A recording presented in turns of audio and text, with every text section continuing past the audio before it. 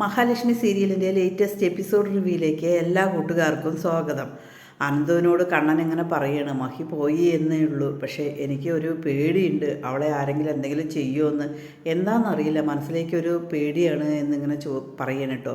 അനന്ത് പറയേ, അത് സാരമില്ല, അത് നിനക്ക് തോന്നുന്നതാണ്. മഹിക്ക് തോന്നും ഇവിടെ നിനക്ക് എന്തെങ്കിലും പറ്റുന്നു, നിനക്ക് തോന്നും മഹിക്ക് എന്തെങ്കിലും പറ്റുന്നേ. അങ്ങനെയൊന്നും പറ്റില്ലടാ, അങ്ങനെയൊന്നും സംഭവിക്കില്ല എന്നിങ്ങനെ പറയണം കേട്ടോ. അതിനുശേഷം മേഘനാഥൻ മഞ്ജുവിനോട് സംസാരിച്ചതിന് ശേഷം മഞ്ജുവിനോട് ഒന്നും പറയണില്ല, നേരെ പോയിട്ട് വാമദേവനോട് വിളിച്ചിട്ട് പറയാണ്, ഇന്നത്തോടെ അവളുടെ കഴിഞ്ഞു എന്നിങ്ങനെ പറഞ്ഞിട്ട് വാമദേവനോട് കാര്യങ്ങളെല്ലാം പറയാണ്. ഇനി നാളത്തെ ഒരു സൂര്യോദയം കാണാൻ മഹാലക്ഷ്മി ഉണ്ടാവില്ല, നാളെ നമ്മുടെ ദിവസമാണ്, അവൻ ആശുപത്രിയിൽ നിന്നും കരഞ്ഞുകൊണ്ടാണ് വരുന്നത് എന്നെല്ലാം അങ്ങനെ പറയണം കേട്ടോ. അത് കേൾക്കുമ്പോൾ വാമദേവനാകെ സന്തോഷം കൊണ്ട് എന്ത് ചെയ്യണമെന്നറിയാതെ വാമദേവൻ ഓടിപ്പോവാണ് കേട്ടോ വീട്ടിലേക്ക്. വാമദേവൻ ഓടിപ്പോയിട്ട് സീമന്തിനെ ഇങ്ങനെ വിളിച്ചിട്ട് പറയണം കേട്ടോ, എടീ ഇങ്ങ് വാ, എനിക്കൊരു സന്തോഷ വാർത്ത പറയാനുണ്ട്. എന്താണെന്നറിയോ, നാളെ അവൾ ഉണ്ടായില്ല എന്നിങ്ങനെ പറയണം. അത് നമ്മുടെ മഞ്ജു കേൾക്കണം കേട്ടോ. മഞ്ജു കേൾക്കുന്നുണ്ട് ഒളിഞ്ഞു നിന്നിട്ട്. എന്താണെന്ന് മഞ്ജുവിന് അത്ര കറക്റ്റായിട്ട് അറിയണമില്ല, പക്ഷേങ്കിൽ ഇങ്ങനെ എന്തോ ഏടത്തിയമ്മയ്ക്ക് എന്തോ സംഭവിക്കേണ്ടത് എന്ത് മഞ്ജു അറിയണം കേട്ടോ. പിന്നീട് വാമദേവൻ പ്രതാപനെ വിളിച്ച് പറയണം കേട്ടോ. പ്രതാപനാകെ സന്തോഷം കൊണ്ട് സഹിക്കാൻ വയ്യ, എന്തായാലും നാളെ അവൾ ഉണ്ടാവില്ലല്ലോ എന്നുള്ളത് ആലോചിക്കുമ്പോൾ ഒരുപാട് സന്തോഷം തോന്നുന്നു കേട്ടോ.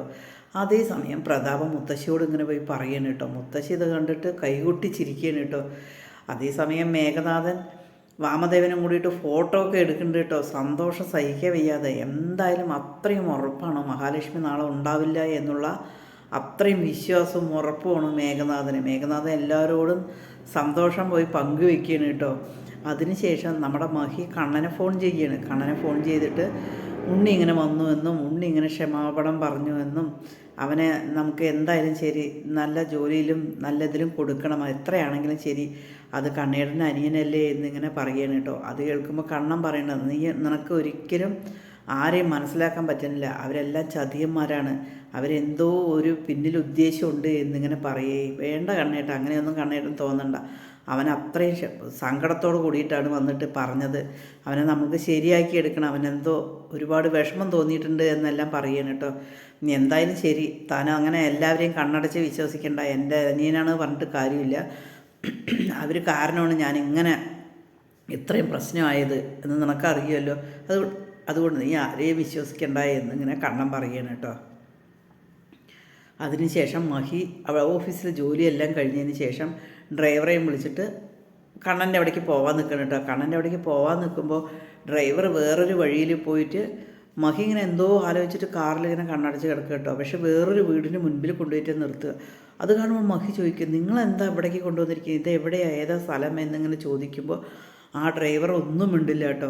എന്താണ് എന്നിങ്ങനെ മഹി ദേഷ്യത്തോട് ചോദിക്കുമ്പോൾ ആ ഡ്രൈവർ ഇങ്ങനെ വയറ് പൊന്തിച്ച് കാണിക്കുകയായിരിക്കും. ആ വയറിനകത്തൊരു ബോംബ് വെച്ചിരിക്കുകയായിരിക്കും കേട്ടോ.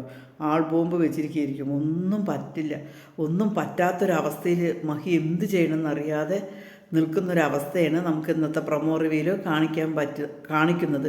പക്ഷേ നമ്മുടെ മഹിക്ക് ഒന്നും സംഭവിക്കില്ല. ആ സമയം തന്നെ മാർഗം അവിടെ എത്തുകയും നമ്മുടെ മഹിയെ രക്ഷിക്കുകയും ചെയ്യുന്നതാണ്. ഇതോടുകൂടി മേഘനാഥൻ്റെ കാര്യത്തിൽ ഒരു തീരുമാനം ഉണ്ടാകും.